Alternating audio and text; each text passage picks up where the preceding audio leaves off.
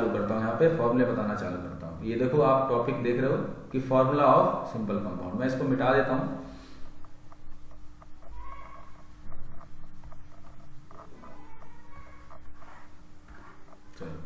तो यहाँ पर कुछ फॉर्मूले लिखते हैं, है ना।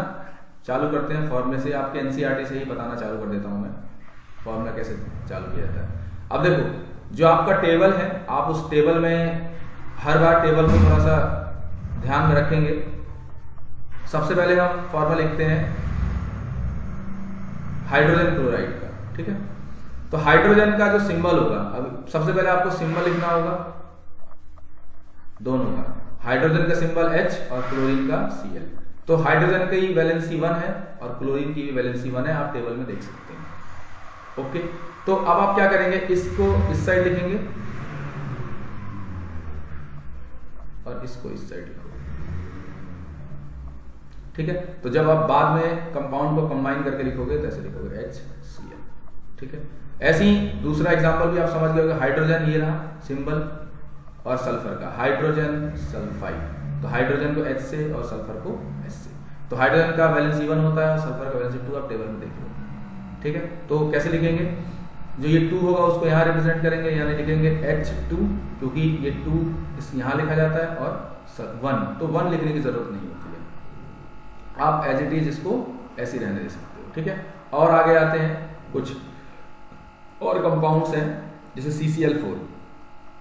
कार्बन का सिंबल C और क्लोरीन का सिंबल L। तो कार्बन जो है इसकी वैलेंसी 4 होती है, -4 +4, और इसकी वैलेंसी होती है 1।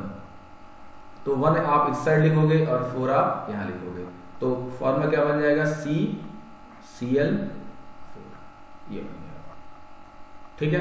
होप आपको ये बात समझ में आ गया होगा। बहुत इंपॉर्टेंट चीजें हैं, एग्जाम में लिखने को आएगा। ऐसे ही मैग्नीशियम क्लोराइड का हो जाएगा, ठीक है। मैग्नीशियम क्लोराइड का अब तो आप लिख ही लोगे MgCl2 का, ठीक है। मैं आपको कुछ क्वेश्चंस करा देता हूँ जो एनसीईआरटी में दिया होगा, और भी कुछ और एग्जांपल्स हैं, आप यहाँ पे नोट कर सकते हैं। देखिए यहाँ पे ये रहा एल्युमिनियम ऑक्साइड का। तो एल्युमिनियम ऑक्साइड को मैं बता देता हूँ। एल्युमिनियम का जो सिंबल होता है Al, ऑक्साइड ऑक्सीजन का O, तो एल्युमिनियम का जो वैलेंसी होता है वो +3 है, ठीक है। और ऑक्सीजन की वैलेंसी जो है वो 2- है, तो ये इधर शिफ्ट हो जाएगा और ये इधर। तो फॉर्मूला क्या बन जाएगा, Al2O3, ठीक है। ये फॉर्मूला आपका क्रिएट हो गया। ऐसी कैल्शियम ऑक्साइड का भी अब आप समझ गए होंगे, कैल्शियम ऑक्साइड को कैसे लिखेंगे, है ना।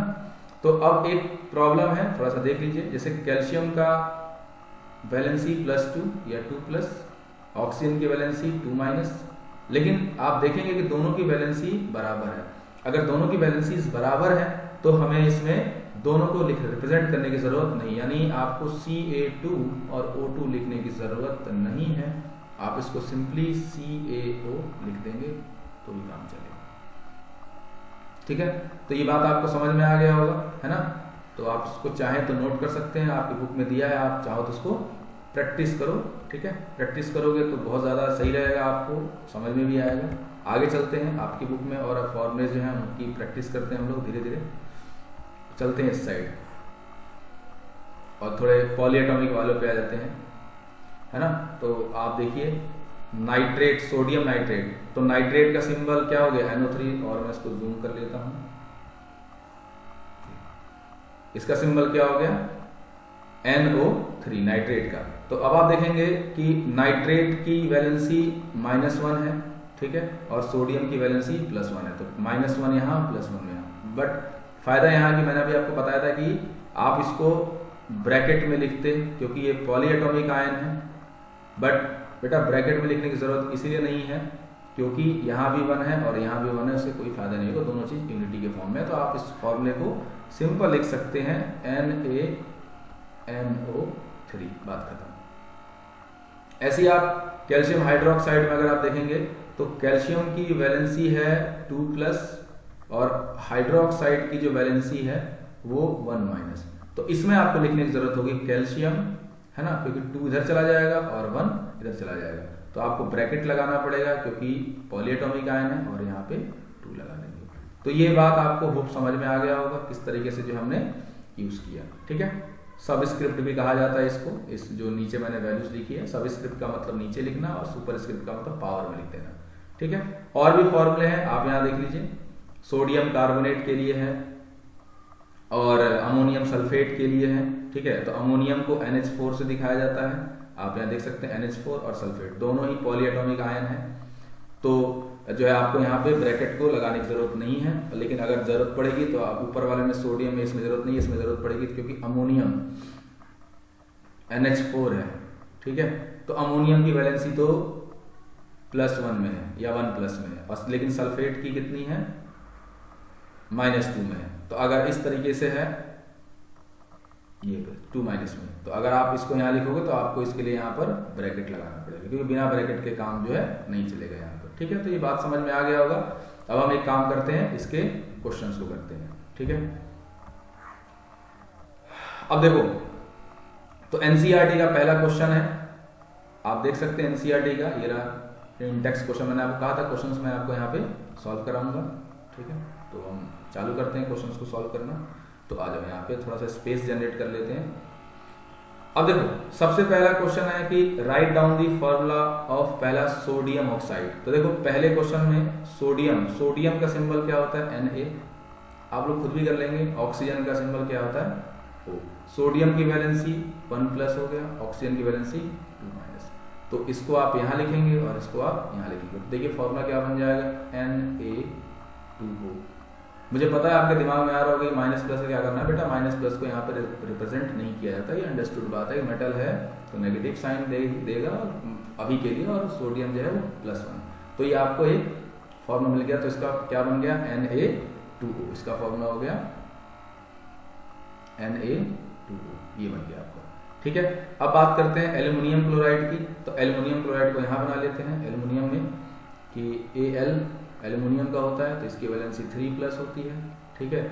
और क्लोरीन है, क्लोरीन की वैलेंसी 1- है। तो ये इधर चला जाएगा, ये इधर चला जाएगा, ठीक है। तो आप यहाँ पर इसको क्या लिखेंगे, Al, ठीक है, Cl और 3। तो इसका फॉर्मूला क्या बन जाएगा, AlCl3, AlCl3, ये बन गया। सोडियम सल्फाइड की। तो सोडियम का सिंबल अगेन Na, सल्फाइड का यानी S। तो सोडियम की वैलेंसी 1+, सल्फर की 2-। तो फॉर्मूला क्या बन जाएगा, Na2S। ये इस साइड ये चला जाएगा और इस साइड ये चला जाएगा। तो होप आपको बात समझ में आ गया होगा। यहाँ एक और कर लेते हैं, मैग्नीशियम हाइड्रोक्साइड का यहीं पर ले लेते हैं। तो मैग्नीशियम का सिंबल होता है Mg और वैलेंसी होती है 2+, ऑक्साइड की वैलेंसी होती है 2-। तो ये इधर जाएगा और ये इस साइड। तो फॉर्मूला हमारा तैयार हो जाएगा MgO, ठीक है। क्योंकि आप देखिए दोनों साइड वैलेंसीज की वैल्यूज बराबर हैं, तो इसीलिए आपको बताने की जरूरत नहीं है। तो आप इसको कॉपी में नोट कर लीजिए, फटाफट से स्क्रीनशॉट ले लो। हम आगे चलते हैं, है ना। चलो थोड़ा जूम आउट करके अब चलते हैं अगले टॉपिक की तरफ। या सॉरी, और भी क्वेश्चंस आपको दिए गए हैं बेटा, चलो इसको भी सॉल्व कर लेते हैं, कोई दिक्कत नहीं है। आ जाओ इसमें। अब इसमें बोला गया है, क्वेश्चन नीचे से पढ़ लेते हैं। क्वेश्चन क्या लिखा है, क्वेश्चन है आपका कि write down the name of the compound. अच्छा, अब आपको कंपाउंड के नाम लिखने हैं। कोई बात नहीं, नाम लिख देते हैं। अभी हम फॉर्मूला बना रहे थे, अभी नाम भी लिख देंगे, कोई दिक्कत नहीं है। देखो तो यहाँ पर आपको दिख रहा है एल्युमिनियम, है ना, और सल्फेट। तो नाम क्या हो जाएगा, aluminium sulphate. Calcium CaCl2, calcium chloride. K2SO4, K का मतलब होता है पोटेशियम और SO4 का मतलब सल्फेट। इसका नाम हो जाएगा एल्युमिनियम सल्फेट। कैल्शियम क्लोराइड लिख लो कॉपी में, पोटेशियम सल्फेट। इसको बोलते हैं पोटेशियम नाइट्रेट, क्योंकि NO3 है, NO3 को नाइट्रेट बोलते हैं। और CaCl3 को बोलते हैं कैल्शियम कार्बोनेट। सबका नाम हो गया, आसान था। केमिकल फॉर्मूला बता ही दिया था, केमिकल फॉर्मूला रिप्रेजेंट करता है, ये तो आप खुद भी कर लोगे, थ्योरी क्वेश्चन है।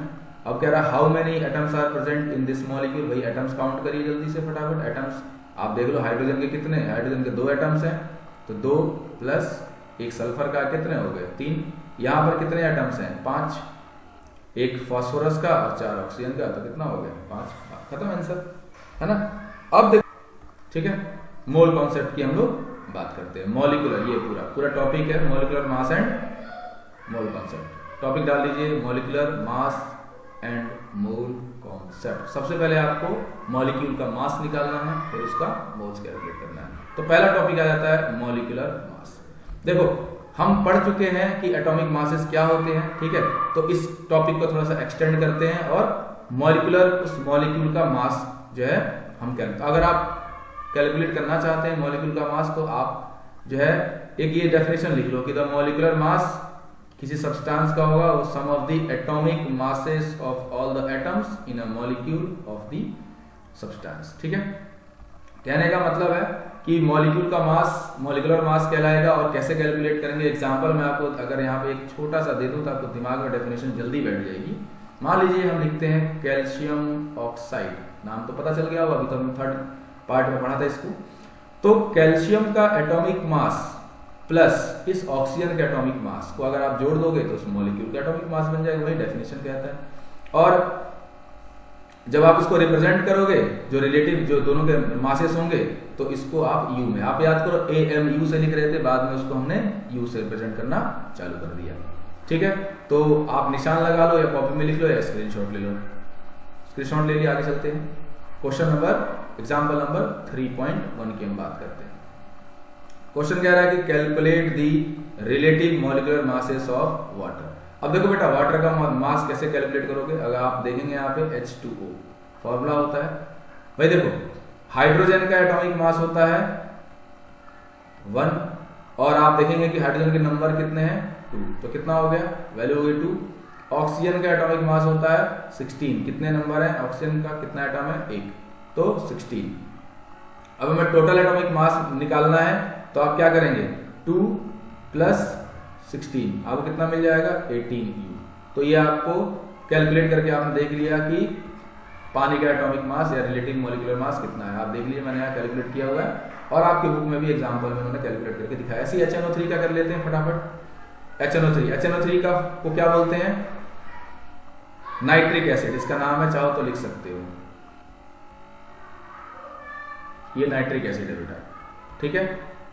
अब हाइड्रोजन का अगेन एटॉमिक मास देखो यहाँ लिखा हुआ है, तो इसको कैसे लिखेंगे 1 × 1 प्लस नाइट्रोजन, क्योंकि नाइट्रोजन हाइड्रोजन का लिख दिया एक ही, नाइट्रोजन का एटॉमिक मास होता है 14 × 1 प्लस ऑक्सीजन का एटॉमिक मास 16 × 3, 1 × 1 हो गया 1, ये हो गया 14 और ये हो गया 48।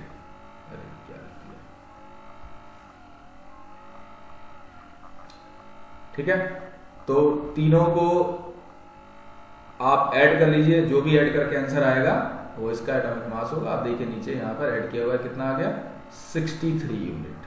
तो मुझे नहीं लगता कि अब एटॉमिक मास निकालने में आपको कोई भी प्रॉब्लम आएगी, बहुत आसानी से निकाल सकते हो, बहुत इजी है, ठीक है। अगर आप ढंग से पढ़ेंगे तो इजी है, अदरवाइज बहुत डिफिकल्ट हो जाएगा बच्चों के लिए। अब बात करते हैं फॉर्मूला यूनिट मास की। तो मॉलिक्यूलर मास निकाल लिया। अब देखिए फॉर्मूला यूनिट मास क्या देखा था, the formula unit mass of a substance, ये होता है sum of the atomic masses of all atoms. जो उस फॉर्मूला में लिखा हुआ है यूनिट कंपाउंड में, उसको बोलते हैं, एक यूनिट कंपाउंड का मास कहलाता है फॉर्मूला यूनिट मास।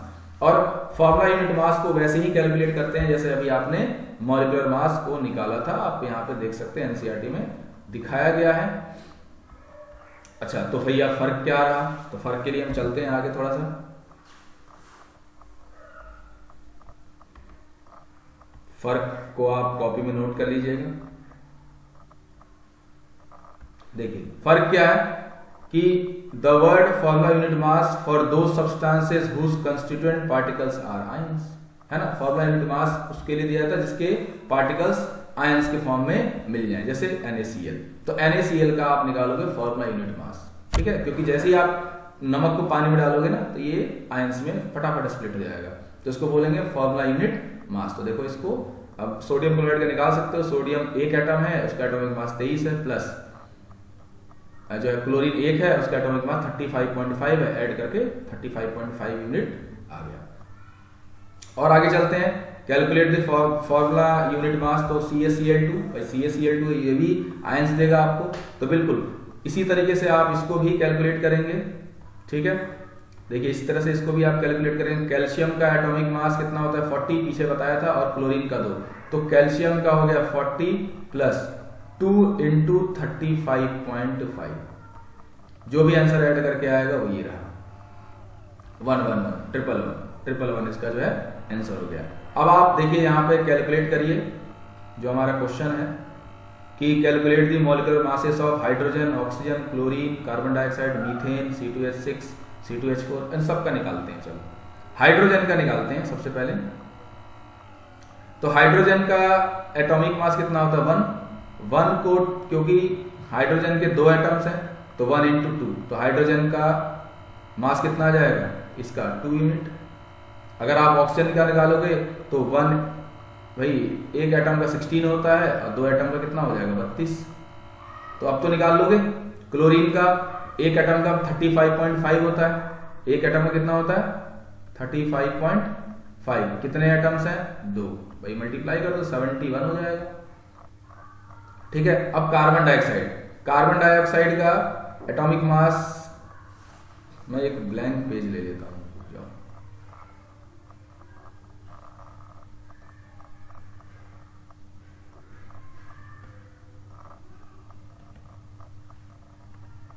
ठीक है, हम बात करते हैं कार्बन डाइऑक्साइड की, CO2 की।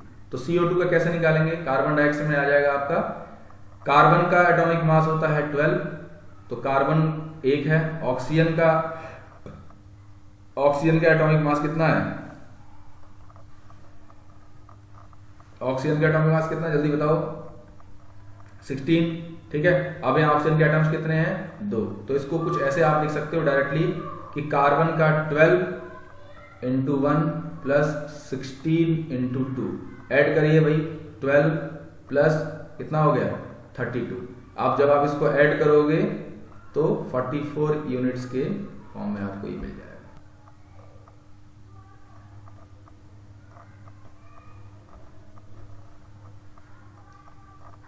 ठीक है। अब ऐसे ही CH4 का, C2H6 का मैं एक और निकाल के दिखा देता हूँ रफ पेज में। देखो अभी मैं रफ पेज में C2H6 का भी निकाल देता हूँ बेटा।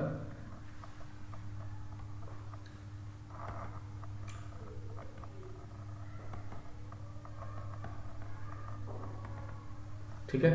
तो C2H6 का, तो देखो कार्बन का, वैसे यही डायरेक्ट लिखो, कार्बन कितना है 2 एटम, इसका मॉलिक्यूलर मतलब एटॉमिक मास कितना है 12, प्लस हाइड्रोजन कितना है यहाँ पे 6 एटम्स हैं, एटॉमिक मास कितना होता है 1, तो ये होगा 24 प्लस 6 30, है ना। तो आपको होप समझ में आ गई बातें, फटाफट आप इसको नोट कर लीजिए या स्क्रीनशॉट ले लो। अब बाकी जितने भी हैं उसका आप आसानी से निकाल सकते हैं। ठीक है। तो हम चलते हैं आगे, आ जाते हैं यहाँ पे और क्वेश्चंस हैं। ये रहे CH3OH, है ना। CH3OH का निकाल लेते, चलो यहीं पे बगल में ही CH3OH का। तो CH3OH इसका निकालते। कार्बन का एटॉमिक मास है, कार्बन के एटम कितने हैं 12, है ना, और एटॉमिक मास होता है, सॉरी कार्बन के एटम्स 1 है, एटॉमिक मास है 12। हाइड्रोजन के एटम्स कितने हैं 3, एटॉमिक मास कितना हुआ इसका 1, प्लस अब ऑक्सीजन भी तो है, ऑक्सीजन के एटम है 1 और एटॉमिक मास है 16, और हाइड्रोजन के एटम्स हैं 1 और एटॉमिक मास है इसका 1।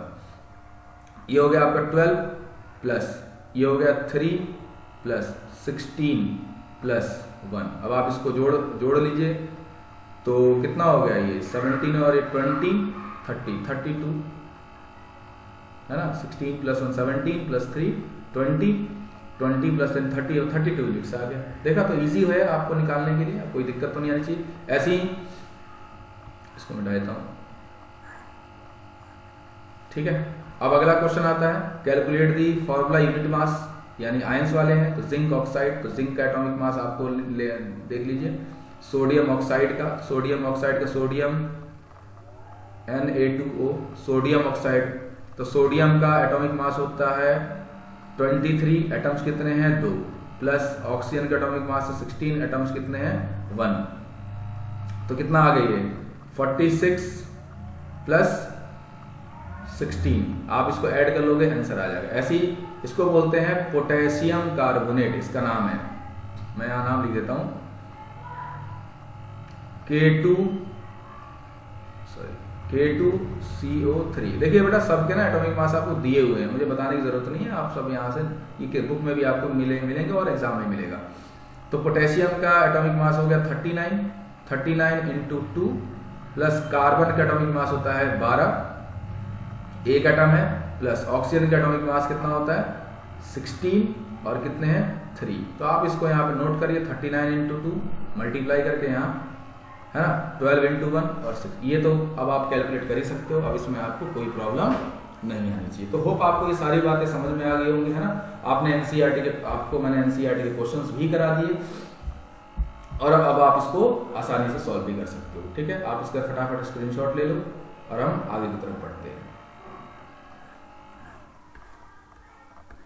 अब इसमें नया टॉपिक जुड़ता है जिसको हम बोलते हैं मोल कॉन्सेप्ट। ठीक है, मोल कॉन्सेप्ट की हम बात करेंगे। मोल कॉन्सेप्ट में क्या क्या चीजें आएंगी, तो इसको कुछ इस तरह से एग्जांपल्स के तौर में मान लेते हैं कि हमारे पास दो मॉलिक्यूल हैं हाइड्रोजन के, अगर वो कंबाइन होता है एक ऑक्सीजन के मॉलिक्यूल के साथ तो क्या बनाता है, पानी के दो मॉलिक्यूल बनाता है। ठीक है, अब देखो दो मॉलिक्यूल हाइड्रोजन के यानी दो मॉलिक्यूल हाइड्रो ऐसे लिखते हैं, प्लस एक मॉलिक्यूल ऑक्सीजन का कंबाइन होके ये बना रहा है दो मॉलिक्यूल वाटर। कुछ इस तरीके से हमने कहा है, मैंने आपको रिप्रेजेंट करके दिखा दिया। ऐसी 4 यूनिट हाइड्रोजन मॉलिक्यूल कंबाइन होता है 32 यूनिट ऑक्सीजन के साथ और फॉर्म करता है 36 यूनिट पानी। तो हम इसको ये बात करते हैं, देखो 2 दूनी 4 प्लस ये 32 यूनिट, मतलब ऑक्सीजन का एटॉमिक मास 1 होता है, 4 से मल्टीप्लाई करेंगे तो 4, ये 32 का मतलब 16 इंटू 2 है ना। और कंबाइन होकर कितना बना 36 क्यों आया, क्योंकि एक वाटर मॉलिक्यूल का भी हमने निकाला तो कितना होता है 18 और 18 इंटू 2 कितना हो गया 36। तो अब आप देखेंगे 16 दूनी 32 और प्लस 4 36 और 18 दूनी 36। आप देख रहे हैं कि लॉ ऑफ केमिकल कॉम्बिनेशन और लॉ ऑफ जो है मास वाला सब कुछ यहाँ बैलेंस हो रहा है। ये भी 36 हो गया।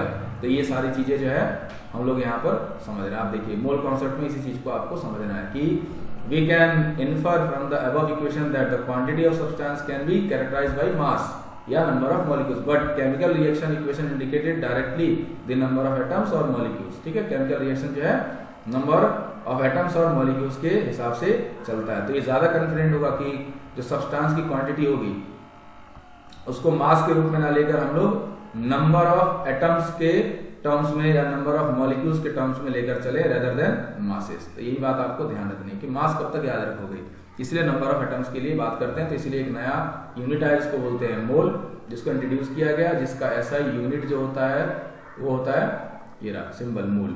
ऐसा यूनिट होता है सब्सटेंस का mole. The mole symbol mole is the ऐसा unit of amount of substance. ठीक है, ये MOLE मोल मोल कॉन्सेप्ट है और इसका ऐसा यूनिट क्या है मोल। ठीक है, तो अभी एक मोल की बात करेंगे कि एक मोल जो है एग्जैक्टली कंटेन करता है, मैं आपको इधर ही दिखा देता हूं इतने नंबर ऑफ एटम्स। ये 6.022 10 की पावर 23 एटम्स। इसी को बाद में हम लोग एवोगाड्रो नंबर से जानेंगे इस बात को। ठीक है, आप एक बार स्क्रीनशॉट ले लीजिए, लेना चाहें तो इस बात को निशान लगा लीजिए कॉपी में अपने। ठीक है, दोबारा बता देता हूं कि हमारे लिए कन्वीनियंट नहीं था कि मास को हर बार जो है लेकर चले, क्योंकि मासेस जो है अलग अलग बदल जाते हैं। लेकिन हमने क्या किया, उसको रिप्लेस करके नंबर ऑफ एटम से डिस्कस करना चालू किया। अब नंबर ऑफ एटम्स जो आता है यानी अमाउंट ऑफ सब्सटेंस की बात उसको हम कहेंगे, और अमाउंट ऑफ सब्सटेंस को जो है हम मोल से दिखाते हैं। ठीक है, यानी उसकी यूनिट ही होती है MOL मोल। और एक मोल में जो है मैंने आपको बताया कि इतने नंबर ऑफ एटम्स होते हैं। इसको अगले पेज में आपको दिखा देता हूँ।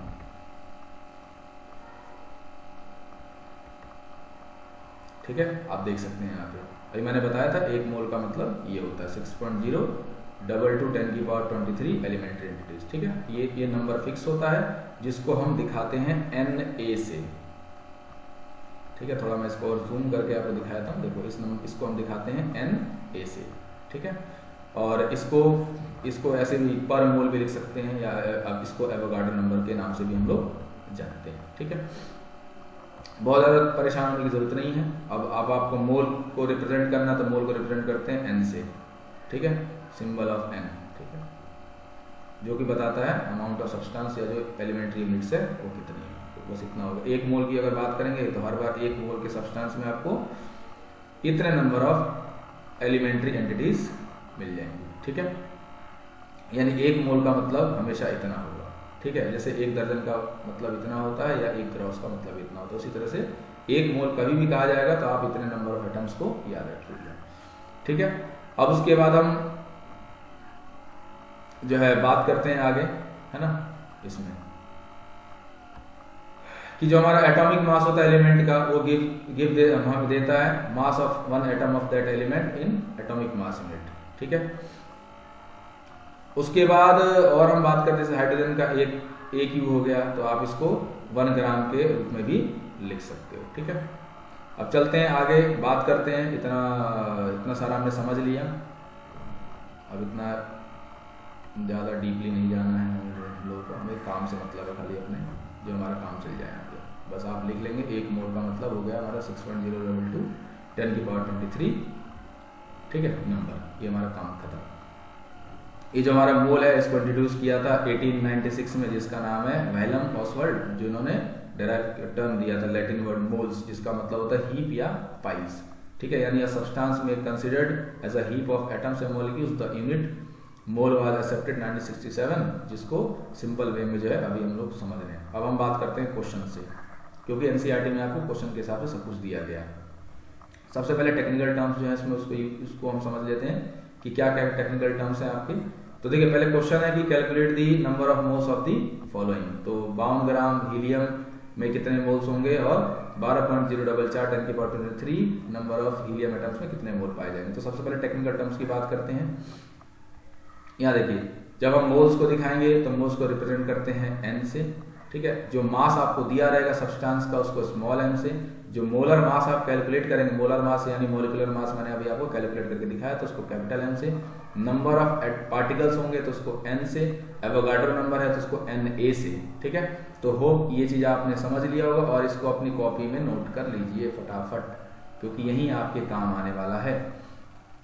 अब हम चलते हैं अपने क्वेश्चन पे, इस वाले, ठीक है। ये आपका क्वेश्चन है, क्वेश्चन लिखा है calculate the number of moles, यानी मोल्स का मतलब है कि आप निकालिए n, ठीक है। अब मोल्स के लिए मैं आपको फॉर्मूला बताता हूँ जब आप मोल्स निकालेंगे, ठीक है। यानी अगर आप जब भी अगर आप मोल्स निकालते हैं, ठीक है, तो मोल्स आप निकालेंगे, इसके लिए 2 फॉर्मूले बताया था। मोल्स निकालेंगे यानी n इक्वल टू फॉर्मूला होता है गिवन मास अपॉन मॉलिक्यूलर मास, ठीक है, ये मास के टर्म में। अगर आप नंबर ऑफ एटम्स के टर्म्स में निकालेंगे तो given number of atoms divide by Avogadro number, ठीक है। ये 2 फॉर्मूले हैं, ये ध्यान रखिएगा आप लोग, ठीक है। अब आप दोनों अगर कंबाइंड फॉर्म में देखें तो गिवन मास अपॉन मॉलिक्यूलर मास आपका आ जाएगा given number of atoms divide by Avogadro number.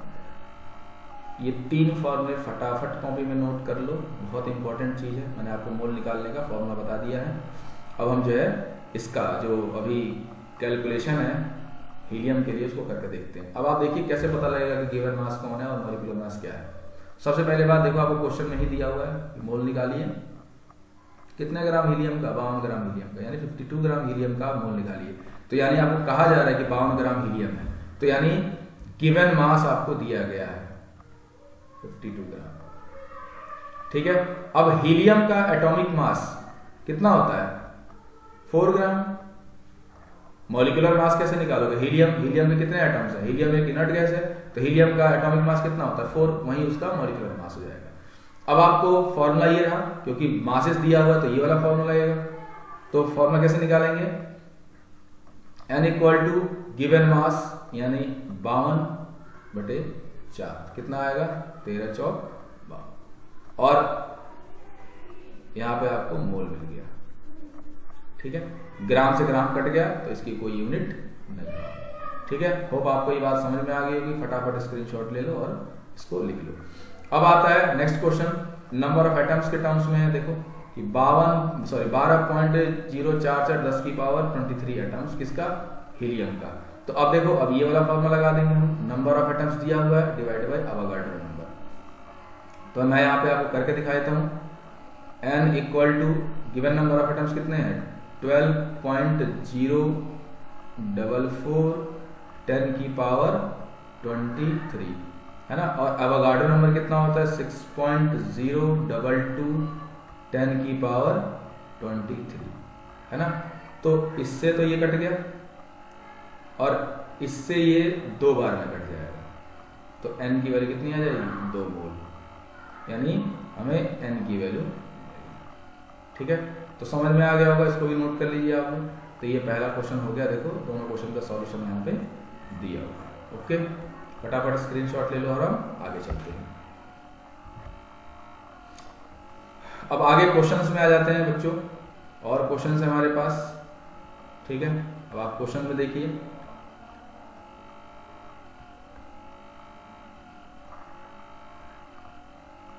Example number 3.4 कि calculate the mass of the following. तो आपको मास निकालना है यहाँ पे, ठीक है। मास निकालना है तो इसके लिए थोड़ा देर को इसको मैं कट करके क्वेश्चन कहीं और रख लेता हूँ।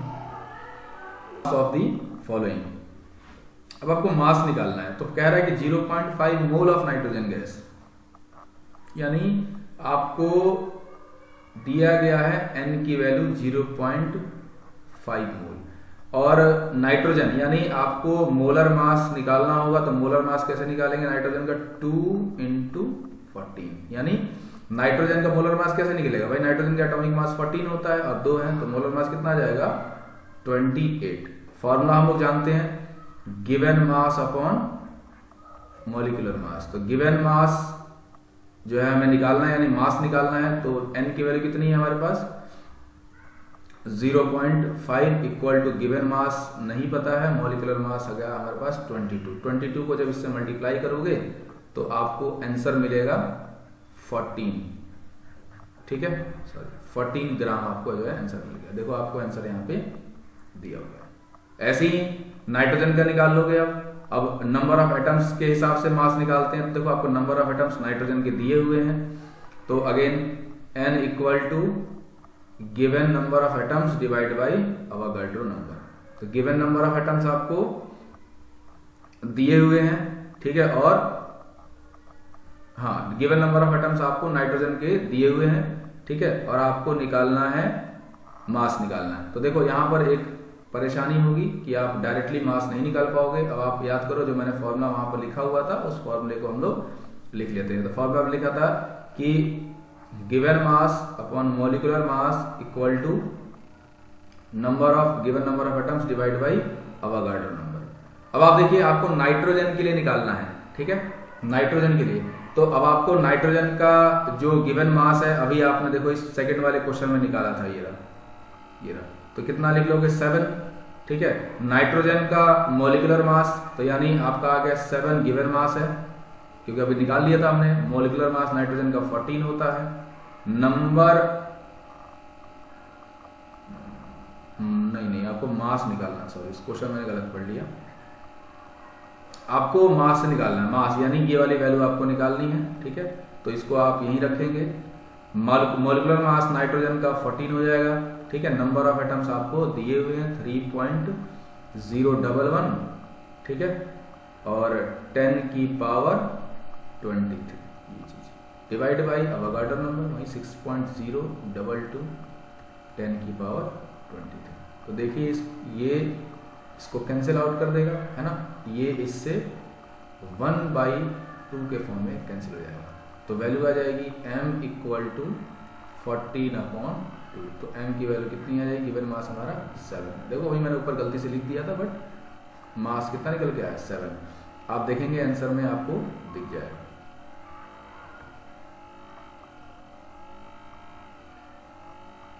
ठीक है, देखो आपको यहाँ पे ये वैल्यू दिखाई देगी। समझ गए, ये आपका क्वेश्चन हो गया। ऐसे ही आपके पास और भी बहुत सारे क्वेश्चन सही है, इसको भी आप कैलकुलेट कर लोगे। अब आ जाते हैं क्वेश्चन नंबर 3.5 पर, ठीक है, ये वाला कि calculate the number of particles in each of the following. तो पार्टिकल्स का मतलब आपको n की वैल्यू निकालनी है। मैं आपको यहाँ पे इसको कैलकुलेट करके दिखा देता हूँ। Calculate the number of particles in each of the following, यानी 46 ग्राम ऑफ सोडियम एटम में कितने पार्टिकल्स होंगे। तो सबसे पहले फॉर्मूला आता है given mass upon molecular mass equal to given number of atoms upon Avogadro number, ठीक है, ये बात क्लियर है आपको। तो गिवन मास क्योंकि दिया हुआ है 46 ग्राम, तो गिवन मास में पता है 46 अपॉन सोडियम का एटॉमिक मास कितना होता है 23। नंबर ऑफ एटम्स हमें निकालने हैं और अवोगाड्रो नंबर 6.022, 10 की पावर 23 हमें पता है। ठीक है बच्चों, अब आप इसको इससे मल्टीप्लाई डिवाइड करोगे तो कितना आ जाएगा 2, और 2 को जब इससे मल्टीप्लाई करोगे तो नाइट्रोजन कितना आ जाएगा 12.044 10 की पावर 23 एटम्स। ये आपको n की वैल्यू कैलकुलेट करके दे दी। ठीक है, अब आप इसको फटाफट नोट कर लो। देखो मैंने निकाल दिया। ऐसे ही आप इसका भी निकाल लोगे ऑक्सीजन का। ठीक है, ऑक्सीजन मॉलिक्यूल का भी बहुत इजी है, मैं आपको यहाँ कैलकुलेट करके दिखा देता हूँ। ऑक्सीजन में भी सेम निकालना है। तो ऑक्सीजन 8 ग्राम के लिए यानी गिवन मास कितना होगा 8, ऑक्सीजन का एटॉमिक मास कितना होता है 16, इक्वल टू O2 मॉलिक्यूल का निकालना। 16 नहीं लिख सकते 16 की जगह में, क्योंकि O2 है तो 32 लिखना होगा। याद करो मॉलिक्यूलर मास ऑक्सीजन कैसे निकालेंगे 16 इंटू 2, तो कितना हो जाएगा 32 है ना। और यहाँ पे नंबर ऑफ एटम्स और वहीं अवोगाड्रो नंबर 6.022 10 की पावर 23। तो ये 4 टाइम्स इससे कैंसिल हो जाएगा। ठीक है, 8 4 जा 32। इसको आप यहाँ ले जाएंगे, डिवाइड मल्टीप्लाई करके आपको वैल्यू मिल जाएगी। यानी n इक्वल टू हो जाएगा 6.022 10 की पावर 23 डिवाइड बाई 4। ठीक है, डिवाइड करोगे तो आपको इसका आंसर मिल जाएगा। नोट कर लो, स्क्रीनशॉट ले लो फटाफट, मैं आगे चलता हूँ। ले लिया स्क्रीनशॉट, ओके है ना। अब देखो डिवाइड मल्टीप्लाई कर लेना, आपको यहाँ पर जो है इसकी वैल्यूज मिल जाएंगी, कैलकुलेट कर लेना। अब देखो और भी क्वेश्चन है कि क्वेश्चन कह रहा है कि if 1 mole of carbon atom way 12 gram, what is the mass in 1 atom of carbon. भाई 1/12 हो जाएगा। ठीक है, 1 मोल पता है कार्बन एटम का हमें, 1 मोल में 12 ग्राम होता है। तो ये भी हो गया आपका what which has the more number of atoms, 100 gram of sodium और 100 ग्राम ऑफ आयरन। तो नंबर ऑफ एटम्स निकालना है तो भैया सेम फॉर्मूला लगाइए आप लोग, which has more 100 gram sodium.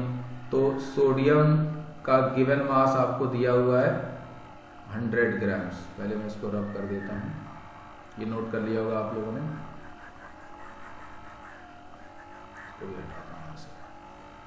Page free करते हैं इसके ऊपर। क्वेश्चन ठीक है, आ जाते हैं। सोडियम 100 ग्राम सोडियम, यानी सोडियम का एटॉमिक मास होता है 23। हमें दिया हुआ है गिवन मास 100 ग्राम में, निकालिए क्या नंबर ऑफ एटम्स। तो सब क्या फॉर्म लगाएंगे, given mass upon molecular mass equal to given number of atoms और एवोगाड्रो नंबर। बहुत सिंपल है, आप लोग इसे आसानी से सॉल्व कर सकते हैं। तो m की वैल्यू कितनी है, गिवन मास 100। ठीक है, सोडियम कितना दे रहा है 23। Na की वैल्यू निकालनी है, Na की वैल्यू आपको निकालनी है और एवोगाड्रो नंबर से इसको डिवाइड करना है। 6.022 10 की पावर 23। तो होप अब तो मल्टीप्लाई डिवाइड तो आपको बहुत अच्छे से आता होगा। तो क्या निकल जाएगा, सोडियम के अंदर कितने नंबर ऑफ एटम्स है इसको यहाँ पर ले जाइए। तो ये आपका बन जाएगा 6.022 10 की पावर 23 और इंटू 100 डिवाइड बाई 23। इससे काट मत देना, दुनिया कल मत चला देना यहाँ पे। और ये आ गया नंबर ऑफ एटम्स। इसी तरीके से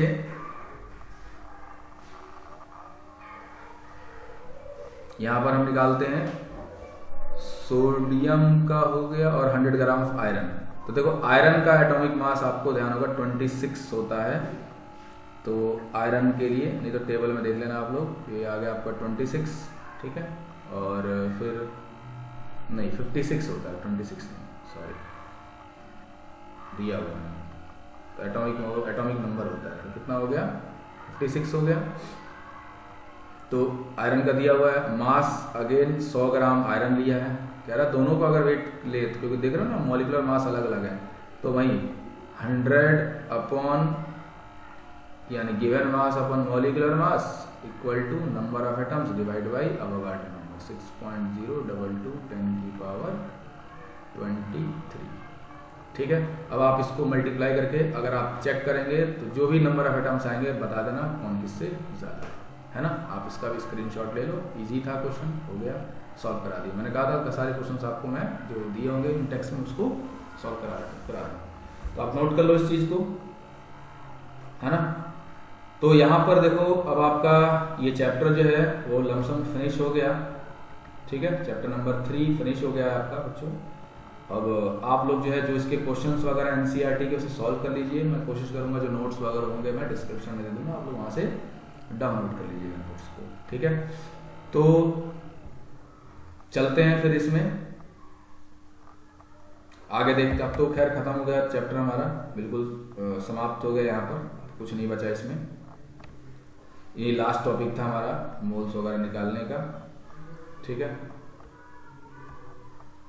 यहाँ पे जो मैंने अभी आपको कराया था ये हमारा लास्ट था। अब इसके बाद खत्म हो गया, स्लाइड भी इतनी दिया होती है। बाकी आपके क्या क्या आपने सीखा वो है, फिर आपका एक्सरसाइज है ये आपका, ठीक है। तो एक्सरसाइज के जो क्वेश्चंस हैं आप उसे सॉल्व करिए, और जो नहीं आएगा उसे आप कमेंट बॉक्स में कमेंट करिए, तो जो है मैं कोशिश करूँगा आपको बताने। कुछ क्वेश्चंस मैं आपको देखो यहाँ दिखा देता हूँ जो आप नहीं कर पाएंगे। देखिए यहाँ पे पॉलीएटॉमिक आयंस क्या होते हैं ये आप बता देंगे, डेफिनेशन बताई थी।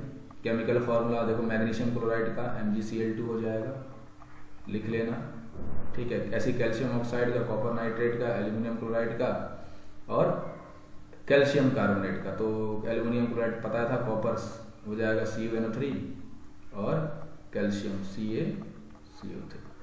क्विक लाइम हो जाएगा आपका CO, हाइड्रोजन ब्रोमाइड हो जाएगा आपका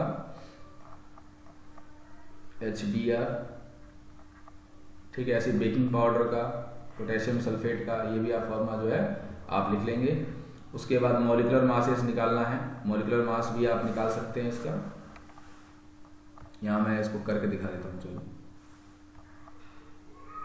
calculate the molecular mass of the substances, ठीक है। तो क्वेश्चन नंबर 6 है इथाइन का, C2H2। तो कार्बन का जो एटॉमिक मास होता है 12, बार बार मैं आइसोटोप्स लिख देता हूँ। तो हो गया 12, और हाइड्रोजन का एटॉमिक मास होता है 1। तो आप देखेंगे कि कार्बन की वैल्यू जो है एटम्स 2 हैं और हाइड्रोजन के एटम्स भी 2 हैं, तो ये कितना हो जाएगा 24 और ये 2। 24 को इससे ऐड कर देंगे, प्लस करिए दोनों को, तो कितना बनेगा 26, खत्म। ऐसे ही आप सल्फर के 8 मॉलिक्यूल का, तो 8 मल्टीप्लाई सल्फर का एटॉमिक मास होता है 32, आंसर फटाक से आ जाएगा। फास्फोरस का P4, फास्फोरस का देखो आपको एटॉमिक मास दिया हुआ है, तो 4 × 31, ये आंसर आ गया। हाइड्रोक्लोरिक एसिड, तो हाइड्रोजन और क्लोरीन का आपको पता ही है, नाइट्रिक एसिड का निकाल के दिखाया था, है ना। अब आपको अगला क्वेश्चन है क्वेश्चन नंबर 7, 1 मोल ऑफ दिया ना, 1 मोल ऑफ नाइट्रोजन एटम, मास बताइए नाइट्रोजन के 1 मोल में। तो भाई 1 मोल में बताया था कितना होता है 6.022 10⁻23 एटम होते हैं, और आपसे मास पूछा है, ठीक है। और 1 मोल नाइट्रोजन एटम का, तो निकाल लो यहाँ पे 1 मोल नाइट्रोजन एटम का मास, पहले N की वैल्यू आपको दी हुई है, ठीक है, या वैसे भी आप निकाल सकते हैं गिवन मास अपॉन मॉलिक्यूलर मास, ठीक है। और 6.0 नंबर ऑफ एटम्स ही तो मास पूछा है ना आपसे, तो एक मोल में, हाँ, तो 1 मोल में नाइट्रोजन एटम्स के, तो 1 मोल में नंबर ऑफ एटम्स तो पता ही है आपको कितने होते हैं, तो बहुत इजी है। यहाँ पे एवोगाड्रो नंबर रख दोगे Na, ठीक है। 1 मोल का हमें वैल्यू पता है 6.022 10⁻23 हो जाएगा, है ना। और आपको नाइट्रोजन का मॉलिक्यूलर मास कितना पता है 14, मल्टीप्लाई कर दोगे तो कितना आ जाएगा, यहाँ इधर जाके 14 आ जाएगा, ये आपका आंसर खत्म हो गया।